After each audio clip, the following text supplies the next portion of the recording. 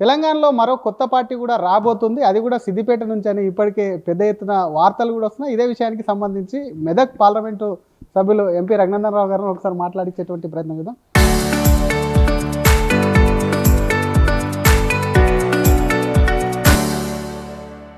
Sir, కవితకు సంబంధించిన party మీద మొట్టమొదటిసారిగా మీరే చెప్పారు. శ్రీరామనవమి రోజు ముహూర్తం ఫిక్స్ అయింది. అది కూడా మీ సిద్దిపేట నుంచి, మీ పార్లమెంటు పరిధి సిద్దిపేట నుంచి వస్తుంది. ఎలా చూస్తారు? కొత్త పార్టీతో బీజేపీకి ఏమన్నా కొంత నష్టం కలిగే అవకాశాలు ఉన్నాయి? కవిత పార్టీ పెట్టడానికి మీరు ఎలా భావిస్తారు? నేను డే వన్ చెప్పినా మళ్ళీ చెప్తా ఉన్నా, రేపు కూడా చెప్తాను. ఈ దేశంలో పార్టీలు పెట్టుకునే హక్కు చాలామందికి ఉంది.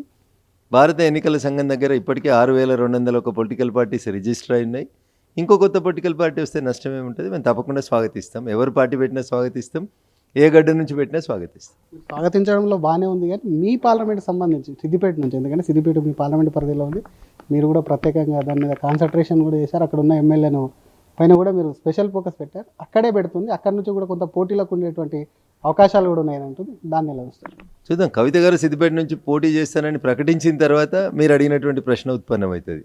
అప్పటిదాకా ఇవన్నీ ఊహాగానాలుగానే మాత్రమే పరిగణలోకి తీసుకోవాల్సి ఉంటుంది.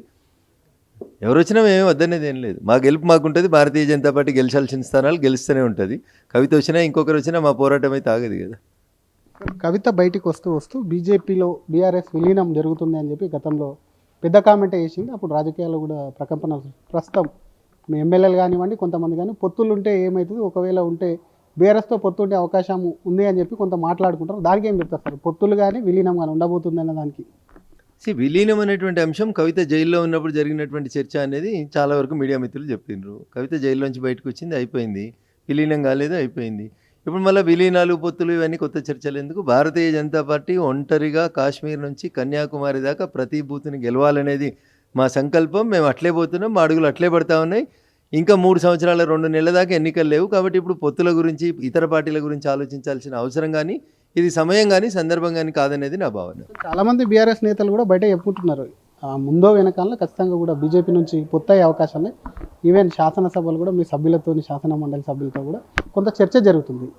అట్లా చెప్పుకోకపోతే బీఆర్ఎస్ పార్టీలు ఎవరు మిగిలరు కాబట్టి, బీఆర్ఎస్ పార్టీ ఖాళీ అవుతుంది కాబట్టి, బీఆర్ఎస్ పార్టీ తన ఎమ్మెల్యేలని, తన కార్యకర్తల్ని కాపాడుకునేందుకు ప్రజలలో ఒక రకమైనటువంటి వదంతుల్ని వ్యాపింపజేస్తుందని నేను అనుకుంటున్నాను తప్ప, భారతీయ జనతా పార్టీ వైపు నుంచి అట్లాంటి ప్రతిపాదన కానీ, ఆలోచన కానీ నాకున్న సమాచారం మేరకైతే లేవని నేను భావిస్తాను. అగ్రనాయకులు సైతం సభలలో ఏదో ఒక రోజు ఆ పార్టీ నుంచి పెద్ద నాయకులు వస్తారని చెప్పి కొంత చెప్పినట్టు సమాచారం. అలాంటిది ఏమన్నా ఉందా సార్? అట్లాంటి వాటికి సంబంధించి ఆలోచించేది, అట్లాంటి వాటికి సంబంధించి నిర్ణయాలు తీసుకునేది మా పార్టీకి ఒక హైకమాండ్ ఉంటుంది. మా పార్టీకి ఒక ఎన్నికలు వచ్చినప్పుడు చూసుకోవడానికి ఎన్నికల కమిటీ ఉంటుంది. ఆ కమిటీలన్నీ అప్పుడు ఆలోచిస్తాయి. ఇప్పుడు మాకు ఓట్లు వేసిరు ప్రజలు, 3వ సారి నరేంద్ర మోడీ గారిని ప్రధానమంత్రిగా చేసినారు. ఈ దేశానికి ఏం అవసరం, ఈ దేశంలో పేదరికం ఎట్లా తీసేయాలి, ఈ దేశంలో సబ్కా సాత్ సబ్కా వికాస్ ఎట్లా జరగాలనేది నరేంద్ర మోడీ గారి ఆలోచన ఉంటుంది. నరేంద్ర మోడీ గారి ఆలోచన భారతదేశాన్ని విశ్వగురువుగా ఎట్లా చేయాలని ఉంటుంది తప్ప 3.5 ఏళ్ల తర్వాత జరిగేటువంటి ఎన్నికల గురించి, పొత్తుల గురించి ఇప్పుడేముంటుందన్న అట్లాంటి ఆలోచన ఉన్నట్టయితే నా దృష్టిలో ఏం లేదు. ఒకవేళ బీఆర్ఎస్ నుంచి ఏమైనా నాయకులు కానివ్వండి పొత్తుంటే, రఘునందన్ రావు బీఆర్ఎస్ పేరు చెప్తేనే చాలా చిరాకు పడుతుంటారు. ఆ పార్టీ పేరు చెప్పగానే ధారాళంగా మాట్లాడి తిడతా ఉంటారు. అటువంటిది ఏమైనా జరిగితే మీ పర్సనల్ ఒపీనియన్? వ్యక్తుల వ్యక్తిగత అభిప్రాయాల కంటూ దీంట్లో ఏమి ఉండదన్న. పార్టీలో క్రమశిక్షణ కలిగినటువంటి ఒక కార్యకర్త ఉన్నప్పుడు పార్టీ హైకమాండ్ తీసుకునే నిర్ణయమే మా నిర్ణయం. పార్టీ హైకమాండ్ ఏం చెప్తే అది తూచా తప్పకుండా చేసేటువంటి కార్యకర్త ఉంటుంది తప్ప వ్యక్తిగత అభిప్రాయాలు, వ్యక్తిగతమైనటువంటి ఆలోచనలు ఏం లేవు. ఎందుకు పొత్తుల చర్చ జరుగుతుంది? బీజేపీ ఒంటరిగా అధికారంలోకి వచ్చే అవకాశం లేదా? బీఆర్ఎస్ఏ బలంగా ఉన్నదని చెప్పి పార్టీ నేతలు కానివ్వండి, పార్టీ కార్యకర్తలు నమ్ముతున్నారని అనుకోవచ్చా? నేను మళ్ళీ చెప్తా ఉన్నాను, నేను బీఆర్ఎస్తో పొత్తు అనేది మా పార్టీ హైకమాండ్ నుంచి ఎక్కడ చర్చ లేదు, ప్రతిపాదన లేదు, ఆలోచన లేదు. లేని ఆలోచన మీరే ప్రశ్న అడిగి మీరే ఎందుకు మీ అంతలో మీరు గెలవలేమని బీఆర్ఎస్ తోటి పోతా. బీఆర్ఎస్కి ఏముందనన్నా? బీఆర్ఎస్కే అడ్రస్ లేదు. అడ్రస్ లేని బీఆర్ఎస్ తోటి ఇంకా మీరు మళ్ళీ పొత్తులు, చర్చలు ఇవన్నీ ఎందుకు వస్తాయన్నా? నేను మళ్ళీ చెప్తా ఉన్నా, మేము కాశ్మీర్ నుంచి కన్యాకుమారి దాకా మేము నిలబడేది ఒంటరిగా, పోరాడేది ఒంటరిగా, అధికారంలోకి వచ్చేది కూడా ఒంటరిగానే వస్తాం. తెలంగాణ రాష్ట్రంలో కూడా మేమే అధికారంలోకి వస్తాం. లాస్ట్ పార్లమెంట్ ఎన్నికల విషయం, తెలంగాణ ముఖ్యమంత్రి మాట్లాడినటువంటి రిజర్వేషన్ అంశం ఏదైతుందో చాలా కొంత బీజేపీ డ్యామేజ్ చేసి సీట్లు తగ్గనికే కారణం దేశవ్యాప్తంగా చర్చ జరిగింది.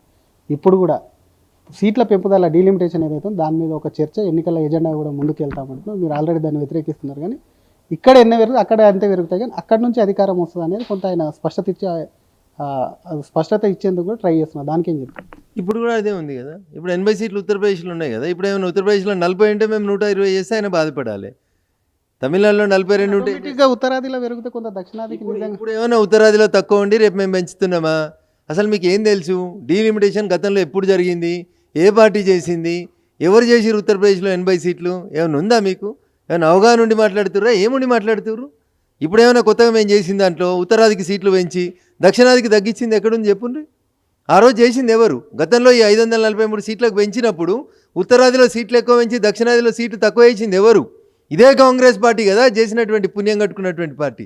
ఇలా కాంగ్రెస్ వల్లే వచ్చి మళ్ళీ చేస్తూ ఉంటే ఎట్లా? మొగని కొట్టి మొగసాలకు ఎక్కిన చందంగా 543 చేసినప్పుడు ఏ ప్రిన్సిపల్ పాటించారో ఇప్పుడు కూడా అట్లే పోతూ ఉంటే ఈ లొల్లంత ఎందుకు? మీరేదో అన్నారు ఆయన ఏదో ప్రచారం చేస్తే తగ్గిపోయినాయి సీట్లు అని. ఏడ తగ్గినాయన్నా? వాళ్ళతో సమానంగా వచ్చినాం కదా మేము. ఇక్కడ కదన్న దేశవ్యాప్తంగా కొంత చర్చ దేశవ్యాప్తంగా ఈయన గురించి ఎవరు ఆలోచించారన్న? తెలంగాణ ముఖ్యమంత్రి గురించి దేశంలో ఏడ ఆలోచిస్తారు? ఈయన లాంటి వాళ్ళు ఇంక 28 మంది ముఖ్యమంత్రులు ఉన్నారు కదా దేశంలో. కాంగ్రెస్ ఉన్నదేడన్నా 3 తోకలు. ఈయన అప్పటికి ఇంకెవరికి తెలియదు ఎన్నికల ప్రచారంకి. ముఖ్యమంత్రి అప్పటికి 3 నెలలు కాలేదు. వీరికి అప్పటికి ఇంకా ఇంగ్లీష్ మీద హిందీ మీద ఫ్లూయెన్సీ లేదు. ఈయన పోయి మాట్లాడిందేడా, ఈయన పోయి ప్రచారం చేసిందేడా, ఈయన పోయి మమ్మల్ని ఓడగొట్టిందేడా? అందుకని ఎక్కువ ఆలోచనలు వద్దన్న దయించి. ముందు కూట్లే రాయి దిగండి, తర్వాత ఏట్లే రాయి గురించి తర్వాత ఆలోచిద్దాం. ఉన్న రాష్ట్రాల ఎన్నికల్లో బీజేపీ ఫలితాలు ఎలా ఉండబోతున్నాయి? ఎందుకంటే ఒపీనియన్ పోల్స్ సంబంధించి బెంగాల్ కానివ్వండి, కేరళ, తమిళనాడు కానివ్వండి, ఒక అస్సాం తప్ప మిగతా రాష్ట్రాల్లో కొంత బీజేపీకి వ్యతిరేకంగా వస్తుంది. దాన్ని మీరు నమ్ముతారా ఒపీనియన్ పోల్స్? అన్న ఒపీనియన్ పోల్స్ ఇప్పటిదాకా ఇన్నిసార్లు దేశానికి ఎన్నికలు జరిగిన ప్రతి సందర్భంలో ఏదో ఒక రకంగా ఒపీనియన్ పోల్ బయటకు వస్తూ ఉంటుంది. With due respect to the media agencies, వారు చేసేటువంటి అభిప్రాయాలు వారు చెప్తూ ఉంటారు. అవి అన్నిసార్లు తప్పని నేనన్నాను, అన్నిసార్లు నిజమని నేనన్నాను. తినబోతు రుచులు ఎందుకన్నా? మే 24, 29 కల్లా అన్ని పోలింగ్స్ అయిపోతాయి. ఏప్రిల్ 24, 29 కల్లా పోలింగ్లు అన్నీ అయిపోతాయి. మే 4వ తారీఖున రిజల్ట్ వస్తుంది. 45 రోజులు ఓపిక పట్టుండ్రి. ఫలితాలు ఎట్లా వస్తాయి ఏమైతేనే చాలాసార్లు చూద్దాం. ఢిల్లీ కూడా అట్లే ఇచ్చిర్రు. ఢిల్లీ రిజల్ట్ ఏమైందో చూసిర్రు. మహారాష్ట్ర కూడా అట్లే ఇచ్చిర్రు. మహారాష్ట్ర ఏమైందో చూసిర్రు. కాబట్టి I don't want to blame any agency or organisation. We'll wait for the end result. ఆ రిజల్ట్ మాకే అనుకూలంగా ఉంటుంది అనేది నా భావన. Thank you sir. పొత్తులకు అనేది కూడా వ్యక్తిగత ఎజెండా ఏముండదు, పార్టీలో కొంతమంది నాయకులు కూడా చర్చిస్తారని చెప్తున్నా. దానికి సంబంధించి వ్యక్తిగతంగా తనకు ఎటువంటి లేదు. ఇంకా 3 ఏళ్ళు ఉన్నాయి కాబట్టి అనవసర రాదంతం ఇప్పటి నుంచే ఎందుకని ప్రశ్నిస్తూనే వచ్చేటువంటి ఎన్నికలు ఏవైతే ఉన్నాయో ఆ రాష్ట్రాలకు సంబంధించి కూడా బీజేపీకి ఖచ్చితంగా కూడా సానుకూలంగా ఉంటాయని మెదక్ ఎంపీ రఘునందన్ రావు గారు అంటున్నారు. కెమెరామ్యాన్ గజప్తో శ్రీధర్ ఆర్టీ, హైదరాబాద్.